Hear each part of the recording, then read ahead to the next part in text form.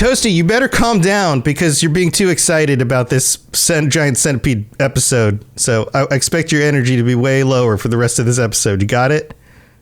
Welcome, everybody. This is the Witcher Lorecast. This is your host, Tom, or Robots, and I'm here with Toasty, who is way too excited, and he's chill the F out. Toasty, how you doing, man? Doing all right. Toasty's doing all right. Toasty's working on very little sleep, so we're pushing through. We're gonna make it. Don't worry. But today we are talking about giant centipedes. We're doing another bestiary. Bestiaries are always so fun. And Toasty, can I read the journal entry at the beginning? I love these journal entries. Yeah, go ahead. Yeah, cool. All right. So journal entry. Bestiary entry. Giant centipedes are said to have been raised in the broccoli forest, and released into the world by vengeful dryads. So, okay, I have questions immediately, but we're going to keep reading. The creatures are believed to be invincible as they simply divide into two separate living beings when cut in half. All this nonsense about giant centipedes only shows how intensely common people fear these venomous beasts as they fear all things that are not human. Released into the world by dryads? This is is this not a conjunction of the spheres the centipedes showed up, or is this like the conjunction happens? This is just a superstitious belief by people, is that they think that because, so specifically the broccoli forest is home to the dryads, and typically you don't enter it at all, or don't even get near it because you'll just be shot down. Right. It's the location that we see in the first season of the Witcher show. Yes. Yeah. It's basically just super dangerous place, but of course the dryads are the dryads, so they can kind of deal with all of the monsters and things in there. Or there's not even really monsters, just giant centipedes. They're not that bad. They're not as bad as they sound. They're not as bad as some of the other things we see, of course. But it's kind of superstitious belief of the dryads want to end people think the dryads want to end all humans but that's not exactly the case, because they do in fact need humans to procreate at this point. So, right. But I imagine we should do a whole superstitious nonsense. Yeah, we should do a whole episode on them sometime in the future. So, giant centipedes are known as something else as well. One of our favorite words. Scolopendromorphs. I feel next time I get mad at somebody in a parking lot for not putting their cart back, I'm going to call them a scolopendromorph. You think that'll work? You think they'll? I mean, if they're not an entomologist, then they probably won't know what you're talking about. I'll be like, screw you too. I'll be like, cool, man. Put your cart back. All right. So what else do we know about them? I just think that's funny because I didn't put my cart back today. And I work at a grocery store.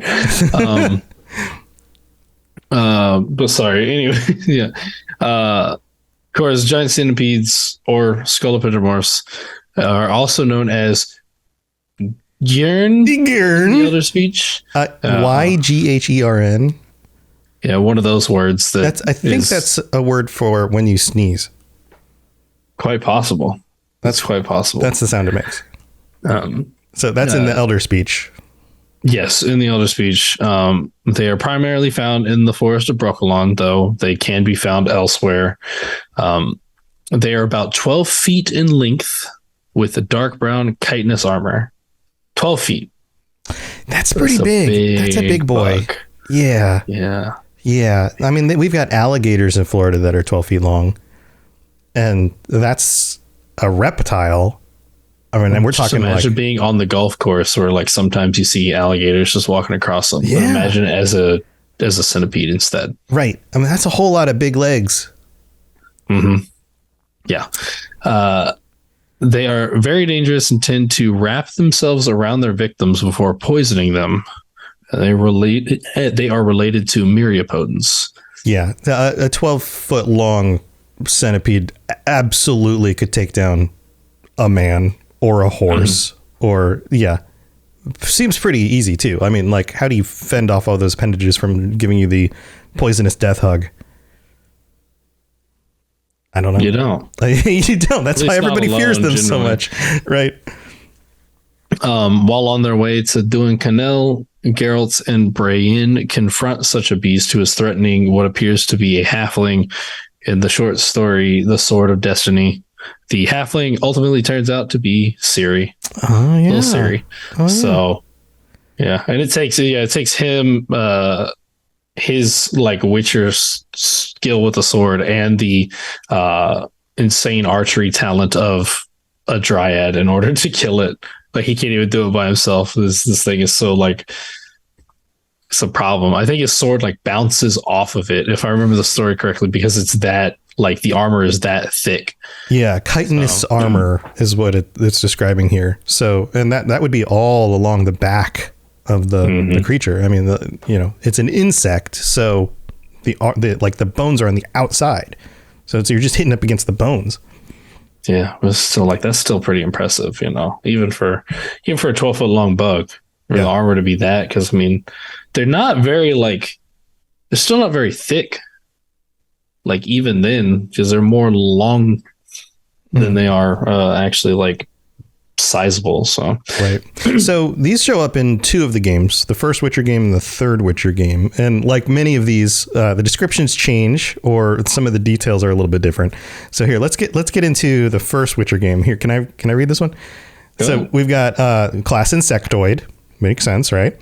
Where the occurrences are. Giant centipedes are encountered in forests or on meadows in regions where they find many places to hide. Due to their simple nervous systems, they see almost everything as a source of food. So they just basically attack anything that they think they can eat. Basically, which, I mean, this is a lot of things smaller than 12 feet. So yeah, anything that's smaller than it is food. That's right. Like, I mean, they're just raiding like farm animals and stuff at that point, So yeah, so these are, I mean, this also clearly lets us know that they are not just sized and look like giant bugs, they think like giant bugs as well. They are just giant bugs. So immunity, they're immune to blinding, bleeding, and knockback attempts, resistant to stun attempts. So they're pretty difficult. It would make sense. Like you have that many legs, you're not going to knock it back or stun it. Yeah. Stunning it would be difficult. Or if or like the knockdown or whatever, like it's already to the ground. Yeah, you can't like knock it down whenever it just crawls along the ground with all of its little legs. Yeah, it's really stable. Susceptibility, it's sensitive to silver and insectoid oil. So 2 typical things. One for the silver for the monsters and the other, excuse me, for the fact that they're insectoids. And then the tactics that you would use, they are blind, but they sense tremors. In combat, they try to knock opponents down and poison them. Their acid venom causes pain. So they can't actually see. That's why the blind attack doesn't work. Mm-hmm. They just kind of can feel the movement in the ground from the creatures around them, which also could explain why they just kind of attack everything, because they don't know exactly what it is. They just feel it move and decide, let's try to eat it. They don't technically see it. They just feel what it is. And so they just were like, okay, well, that feels like food. Yep. The alchemy and components include the trachea, venom glands, and toxin. Sometimes they also drop chitinous carapace and, like I mentioned before, fields and forests, typically where we find them. Then there's the Witcher 3 Bestiary. Among the fascinating flora and fauna of the Duchy of Toussaint, one also encounters creatures of the decidedly unpleasant sort, such as giant centipedes. Not only do these beasts look hideous to the eye, they can do colossal damage to the flesh as well. I decidedly advise against them. And so this is from A Visit to Toussaint, one of many guides authored by Peterin Saffels. I think that's how you pronounce him. So this, we don't come across these. We only come across these in that DLC in The Witcher 3. Yeah, so giant centipedes are only in the Blood and Wine expansion of The Witcher 3. Mm-hmm. Down in wonderful, like temperate Toussaint. Yeah, wonderful. This bugs like that. Yeah, warm areas. So Yeah, that makes sense. That makes sense. All right. So what else do we know about The Witcher 3? So getting into more of the details here from the Bestiary. Giant centipedes are enormous words are hard. It took me 1 second to mess up. It's great. Are enormous insect-like monsters which can be found in many places in the world, but are particularly common in the lands of Toussaint. They often dwell in close company with shale mars, or a sort of monstrous symbiosis has developed between them. Giant centipedes feed on the small creatures which eat shale mar dung. Wonderful. Hard chitinous armor covers nearly the entire body of a giant centipede. Sticking out from under this carapace are rows of hooked limbs. Giant centipedes are able to burrow into the ground with shocking speed, only to then appear back on the surface in another place. Once they select a target, they will circle it determinedly, trying to get close enough to deliver a blow. They attack primarily with their powerful mandibles, but they also possess glands allowing them to spew acid. The greatest obstacle when fighting giant centipedes is their thick armor, which deflects most blows not only from weapons, but also from magical means, such as those dealt by simple spells or witcher signs. They have like some magic resistance, which is crazy. Yeah, you don't want them bouncing back your igni at your own face. Bad. Yeah. When attacked with a weapon, they will often parry the strike, then quickly reply with their own forceful counter. Thus, the best method for fighting them is to catch them in an earthen trap, keeping them from protecting themselves with their armor or burrowing into the ground. So these are like slippery little guys, big little guys, burrowing into the ground. I'm thinking similar to things like mole rats or the rad scorpions in Fallout. Mm-hmm. They go down, they go somewhere else and pop back up. I think very similar to rad scorpions, because those are, especially the Fallout 4 ones. Those ones are rough. Yeah. I definitely have been chased around entire maps by rad scorpions. That just will not leave me alone. Oh yeah. Of course, still in the class Insectoid, they have the variations are pale widows, the specific giant centipede. Current Toussaint, of course, susceptible to insectoid oil and the Erden sign. That's slightly different from the previous one. Mm-hmm. I mean, clearly they're susceptible to silver as well. It's just in Witcher 1 there's more of a choice of like choose your weapon and then attack, whereas in Witcher 3 he just pulls out the sword that he needs for the thing he's fighting usually. Yeah, it's usually like I think he like generally automatically just pulls out the sword for the situation, like silver for monsters, steel for you don't have to think about it, humans. He just does it. Yeah. A loot, giant centipede discharge, giant centipede mandible, monster blood, monster carapace, both kinds, monster heart, monster stomach, monster tooth, acid extract, chitinous shell, and red mutagen. So by The Witcher 3, you become really good at just using the entire monster. Yeah. All the parts. Why not? Right. Why not? Use all the parts.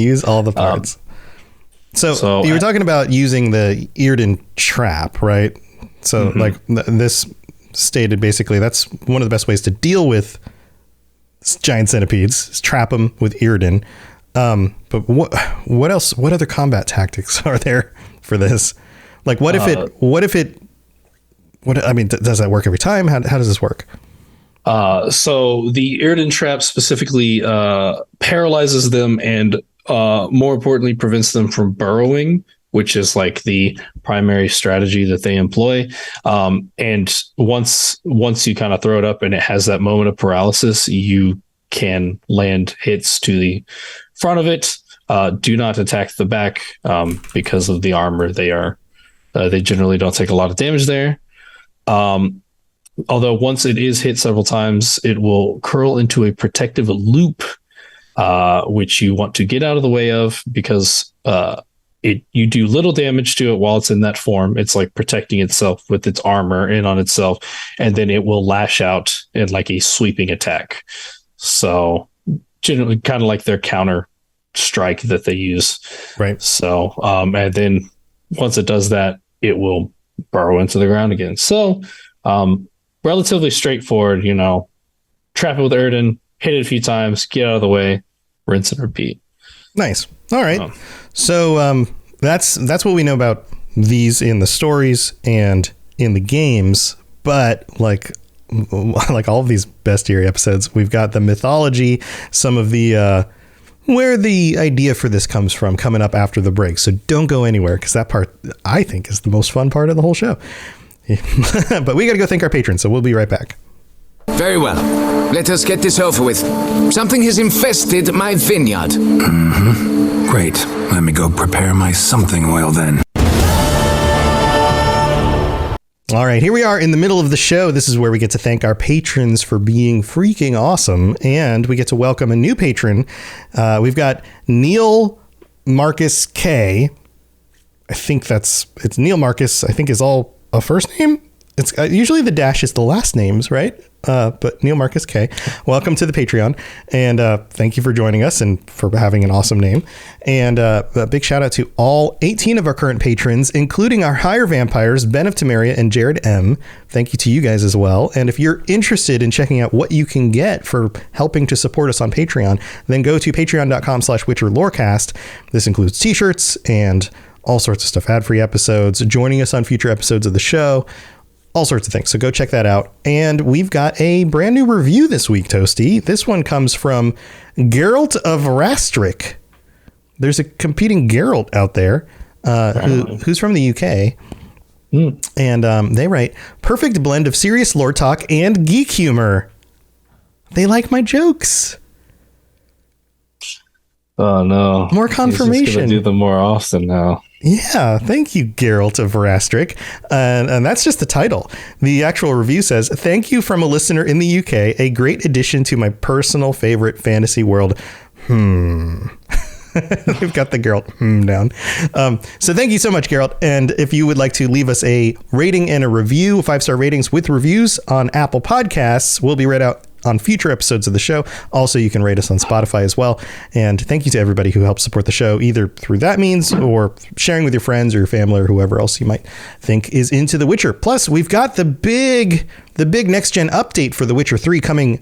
Like, we're recording this on the 12th. This is Monday the 12th when we record this. This episode goes up usually on Wednesday for everybody, on Tuesday for our patrons. So if you are listening to this episode, then that is up and it's available for everybody. So go update your Witcher game if you have a new console, or if you've got a PC or whatever and you want to get the improvements, because that sounds like a lot of fun and probably a good reason to jump back into The Witcher 3. Also, thank you to... man, we got Libmaze in chat gifting a bunch of subs. Thank you for that as well. All right, let's move on with the rest of the show. You smell of death and destiny, heroics and heartbreak. It's onion. Right, yeah. Toasty, so I see in the show notes here that you write mythology or science. Usually that's not the case with these monsters.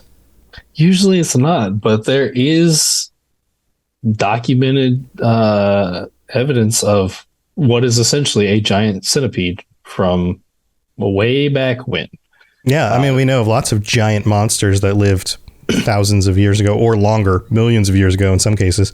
That's really cool. Okay, so tell me about this.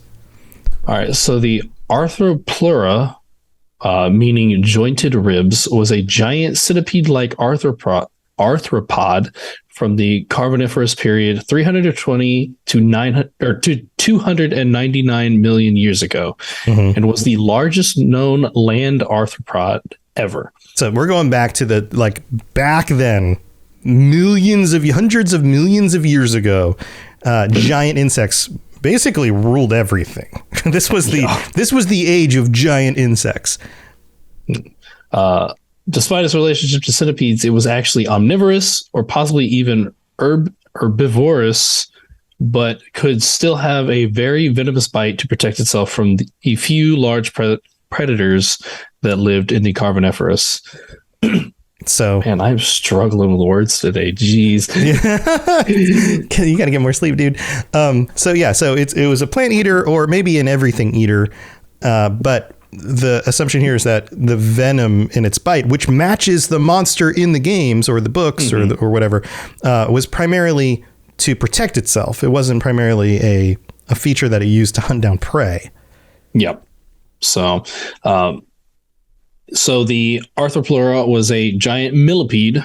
It grew 2.5 meters or 8.2 feet in length. So still not as big as the Witcher giant centipedes, but it's still pretty big, which is as long as a car and was covered in hard armored plating.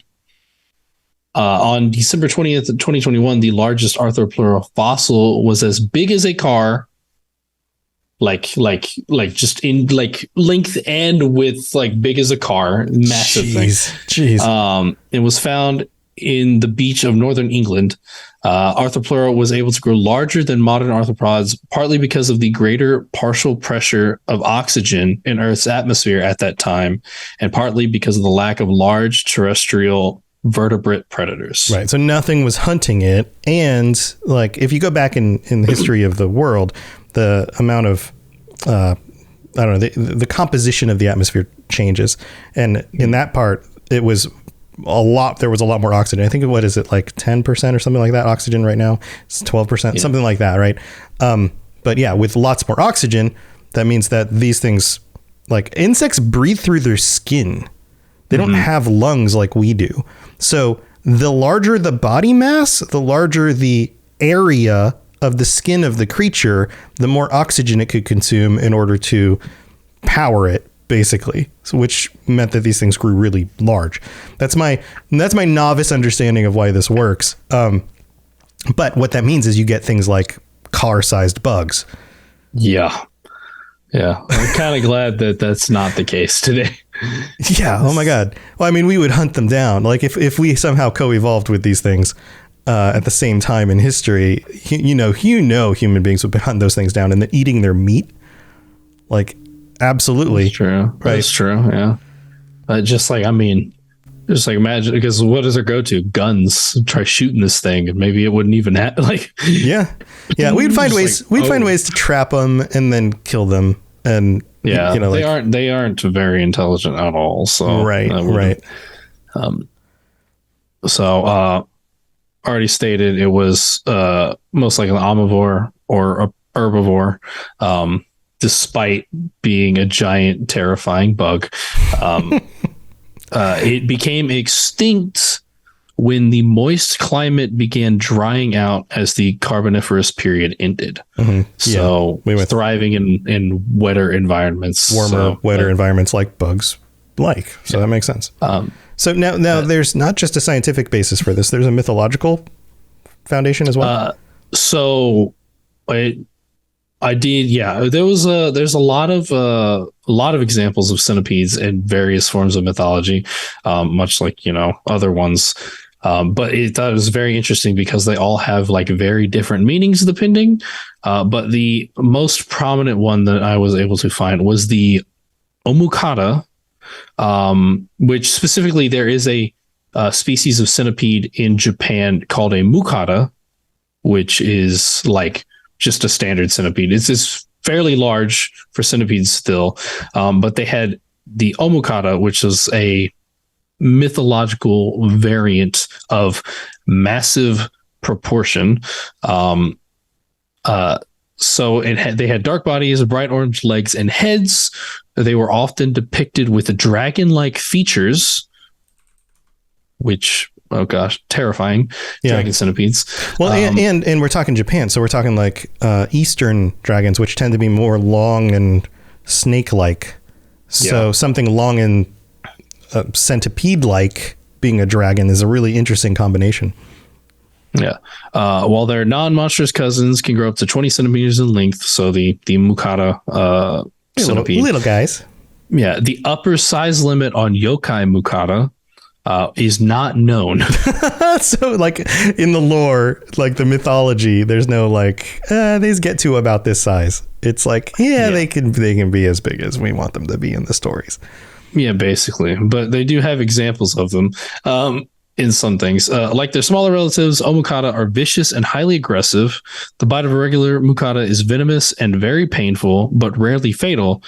Omokata, on the other hand, are much more venomous and very strong. They have even been known to torment dragons. So these are like this is like Godzilla versus like the Omokata, right? Like this is like if you got a dragon and then you got like a big old centipede bug monster.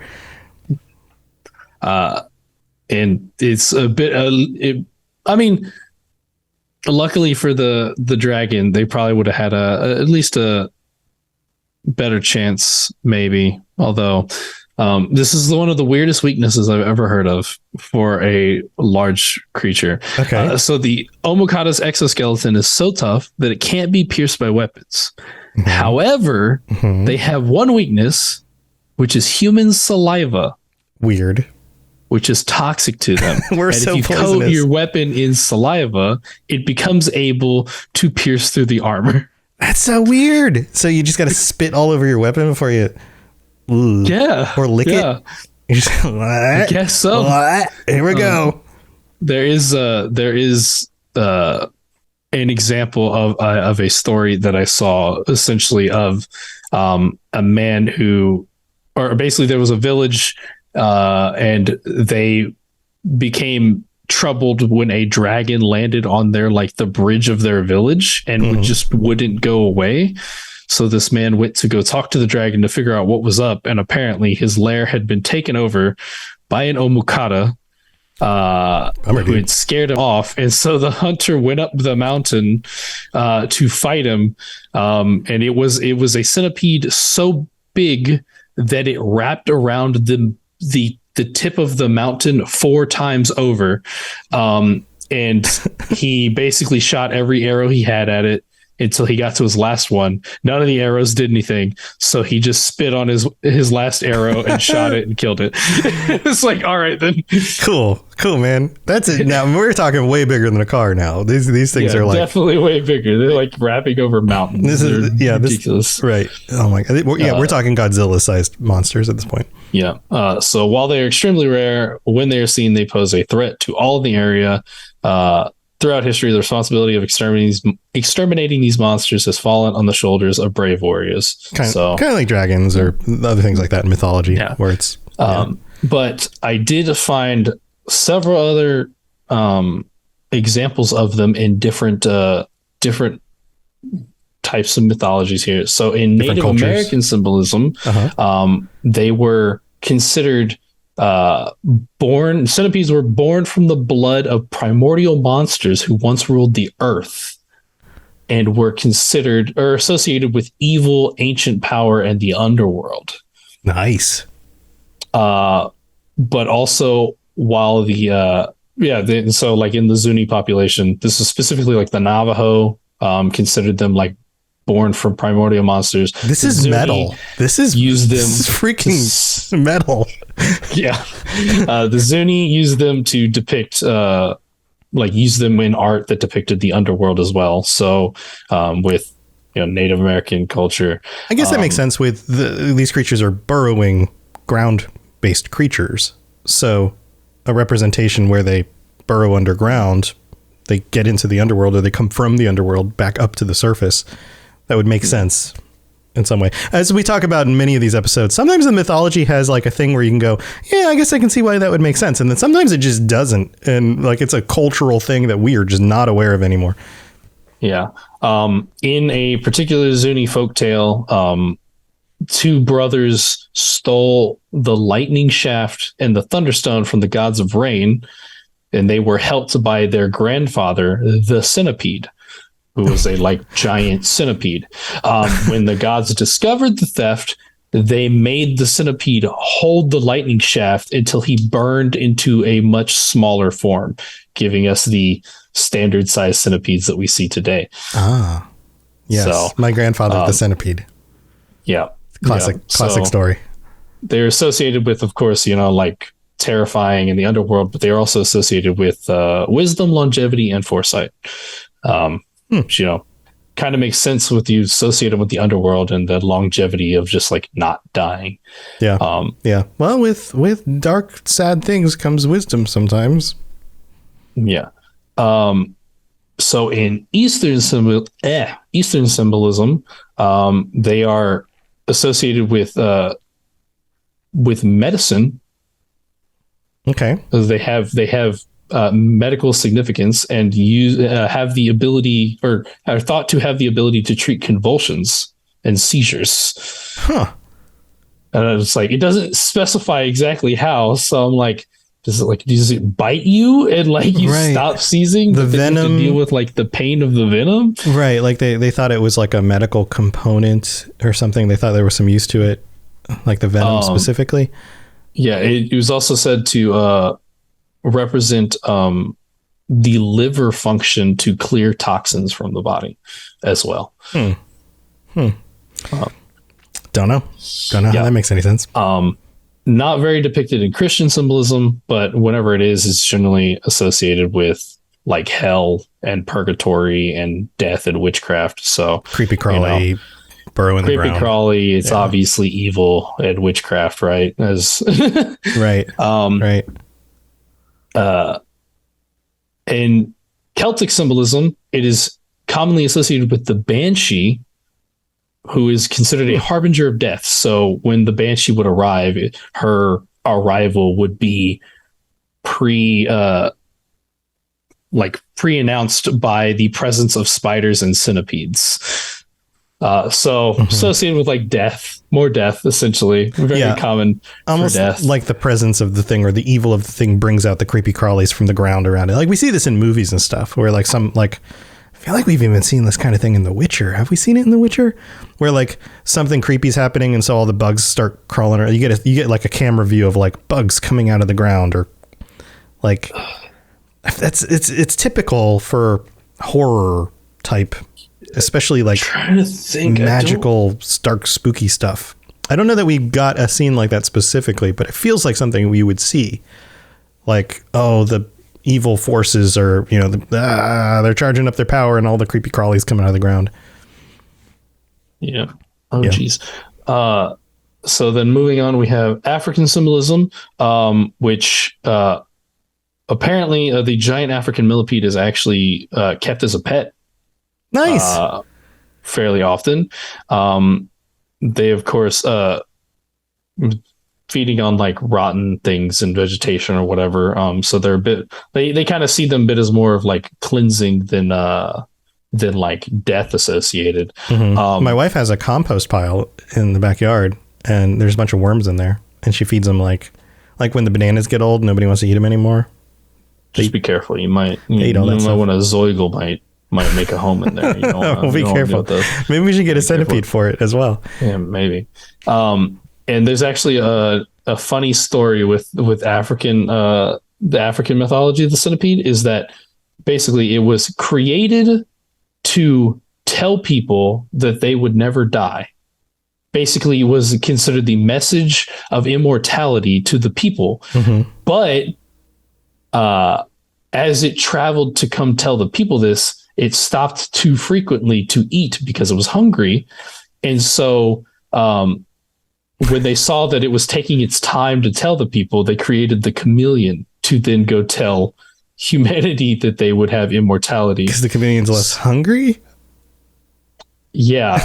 So, okay, sure. And so essentially the millipede is the meant to be messenger of immortality that never got there on time. It's just kind of a cute little story. Good job, millipede. But even then is still considered a symbol of longevity and good luck. And then with Egyptian mythology, they were actually revered because they fed on the insects that fed on their dead. And they didn't like the insects that fed on their dead. So they liked them to keep them around to keep their dead, I guess. Insect free. Yeah. Yeah. So weird.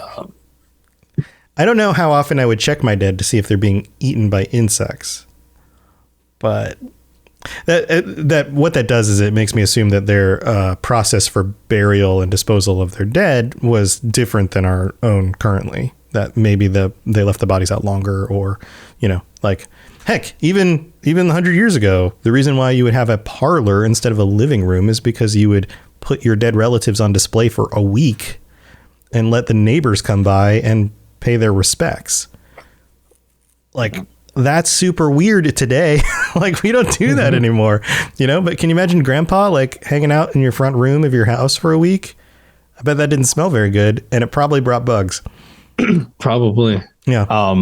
The Egyptians also had a centipede god called Sepa, who's considered the centipede of Horus, who was associated with, it was thought that he could prevent venom from snakes, and he was also associated with fertility.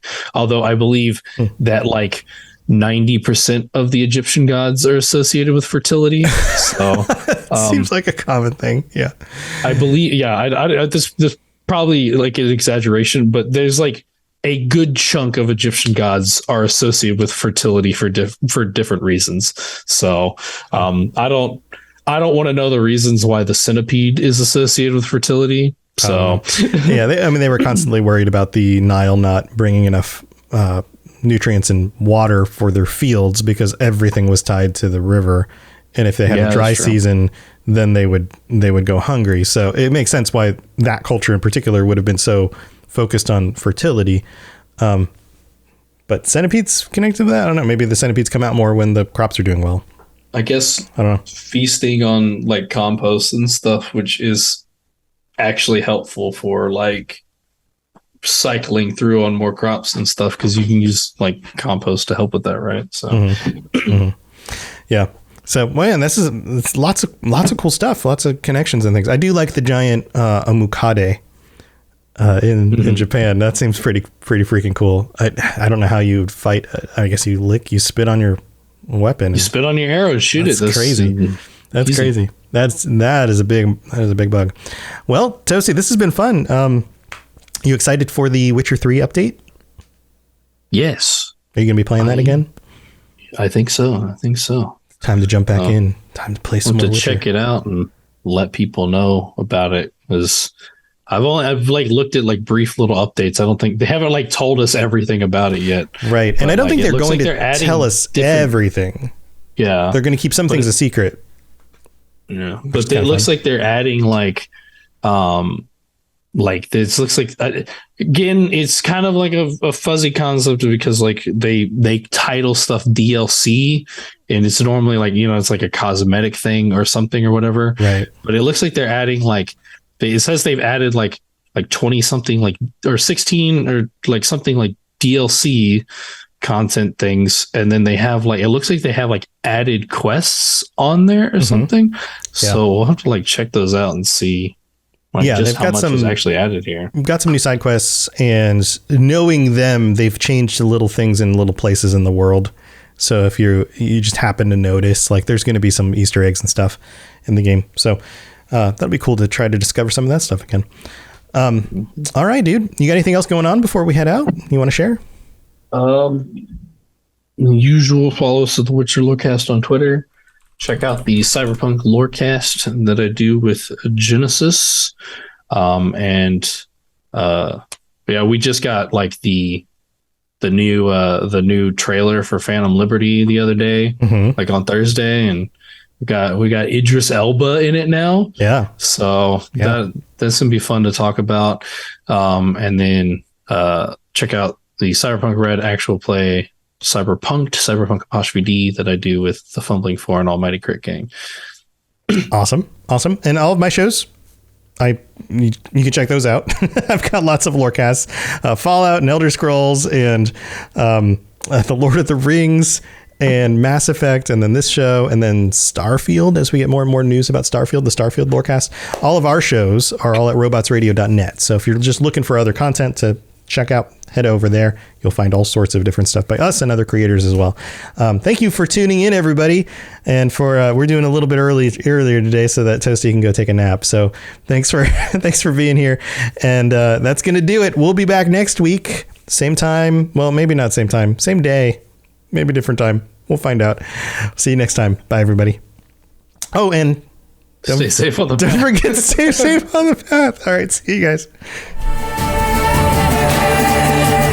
Thanks for tuning into the Witcher Lorecast. We'd love to hear about your experiences with the games and the books and the TV series and all your thoughts on everything. Please check out the Robots Radio Discord and follow us on Twitter at Witcher Lorecast. You've been listening to a Robots Radio podcast. Smart shows for interesting people. Check out all the shows at robotsradio.net.